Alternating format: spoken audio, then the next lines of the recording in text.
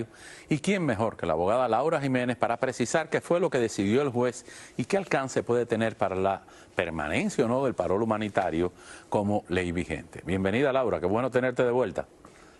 Buenas tardes, Camilo, ¿cómo estás? Muy bien, desde ayer en la tarde, cuando dimos la noticia que empezaron a salir por todos los medios de prensa inmediatamente, de que el juez había dicho, no hay acto preparatorio, no hay congelamiento previo, vamos a esperar a que haya una sentencia y entonces ahí decidiremos lo que pase con el parol. Pero, ¿es esto tan así? ¿Hubo otros matices? ¿Qué piensas tú que está pasando? Bueno, la interpretación es más o menos aceptada, Camilo.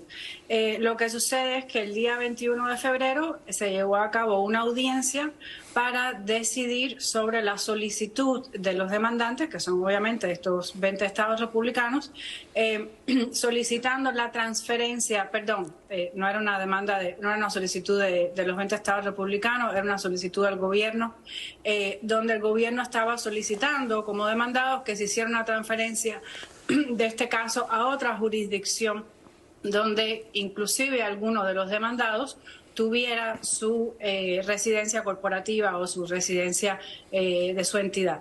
Este día no se llevó a cabo una decisión sobre la moción para transferir este caso de jurisdicción y sin embargo el juez lo que decide y le propone a las partes es que tienen que conferir, tienen que llevar a cabo una conferencia entre ellos dos, o sea, el gobierno contra los estados demandantes y llegar a un acuerdo sobre las fechas en que se van a llevar a cabo el descubrimiento, o sea, la solicitud de evidencia adicional, las mociones dispositivas que se puedan presentar en el caso y la propuesta de la fecha del juicio final. Y en esta audiencia el juez también le dice a las partes que no va a tomar probablemente ninguna decisión apresurada sobre la moción para bloquear temporalmente el parol mientras tanto se llega a un juicio y en su lugar el juez explica que probablemente escuche la moción o decida la moción el día del juicio final, el cual se anticipa que va a ser bastante pronto. Se anticipa, pero se puso fecha, o sea, ya sabemos que por ahora entonces no va a haber suspensión del programa. Por ahora, ¿Cuál es no, el próximo deadline? Y la próxima audiencia está fijada para, creo que es para el 25 de abril y es una conferencia inicial que, bueno, de acuerdo a las leyes de procedimiento procesal civil federal en Estados Unidos es requerido este tipo de audiencia y es precisamente donde van a tomar una decisión sobre cómo van a proceder en cuanto al litigio, cuáles van a ser las fechas límites, cuál va a ser la fecha final del juicio, cómo se va a llevar a cabo el descubrimiento. Y ya tendremos una idea un poco más clara sobre qué es lo que va a suceder. Ok, y mientras esta fecha llega, el juicio no se tiene una fecha todavía, ¿no? No, todavía no se tiene fecha de juicio final. Ok, no.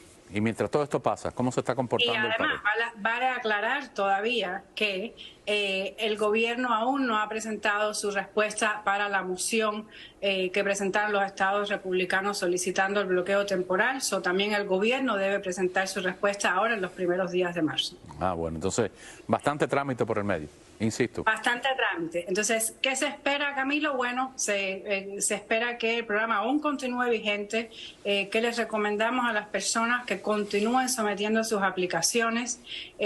Nosotros hemos recibido particularmente, nos llegan muchos comentarios y muchas solicitudes, sobre todo de cubanos que han sometido su trámite y están pendientes. Hay muchas personas que están pendientes aún desde los primeros días de enero.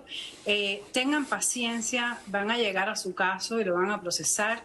La buena noticia es que en el mes de enero se aprobaron casi las 7.500 visas o paroles para cubanos. O sea, los cubanos han cumplido con su cuota a diferencia de estos otros 3 países que por alguna razón han procesado muchos menos casos y han sido muchas menos las aprobaciones.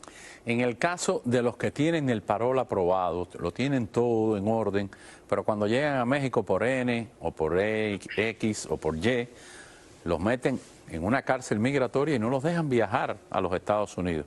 ¿Hay alguna manera desde aquí o desde Cuba de poder cancelar esa violación, ese procedimiento de detención?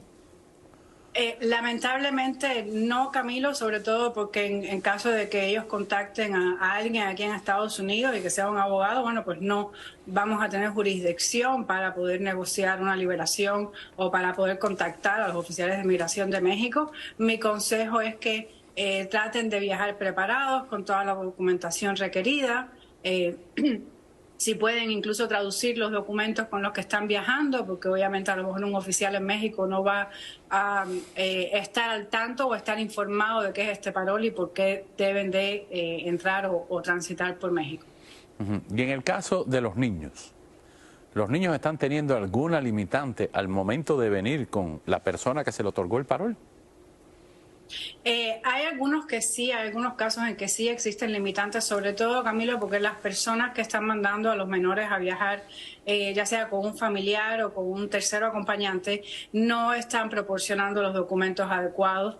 Tienen que tener un autorizo de representación legal y tienen que tener también un permiso de viaje si están viajando solos. Es importante esto, Camilo, porque una de las intenciones del gobierno poner precisamente estas restricciones para los niños es evitar el tráfico de niños. Eso tienen que ser muy cuidadosos porque existe la posibilidad de que si no viajan con esta documentación, pues al momento de entrar en Estados Unidos y ser procesados en el aeropuerto por el oficial de CBP, sean rechazados y no los dejen entrar.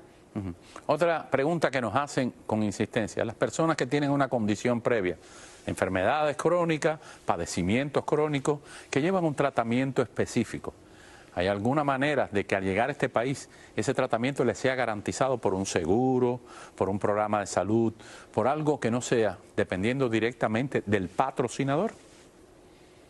Sí, por supuesto. Específicamente en el caso de